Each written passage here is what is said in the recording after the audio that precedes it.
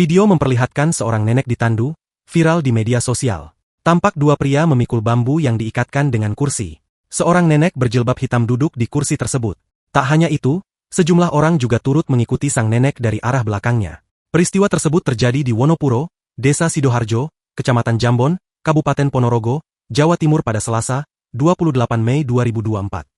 Sang nenek yang ditandu tersebut bernama Boirah. Sakim, anak kandung Boirah mengungkapkan bahwa ibunya terpaksa ditandu untuk dibawa ke RS lantaran akses jalan dari rumah ke jalan raya susah. Sakim mengatakan kondisi jalan di kampung halamannya yang rusak membuat mobil sulit masuk ke desanya. Jadi mobil menunggu di pinggir jalan besar. Untuk turun ke jalan raya harus dipikul dengan jarak sekitar 2 km, tutur Sakim. Senada dengan Sakim, Daimin warga setempat menyatakan, kejadian warga sakit terpaksa dipikul sudah terjadi selama bertahun-tahun di wilayah itu. Tak hanya orang sakit, beberapa kali ada warga yang hendak melahirkan terpaksa harus digotong ramai-ramai hingga ke jalan raya.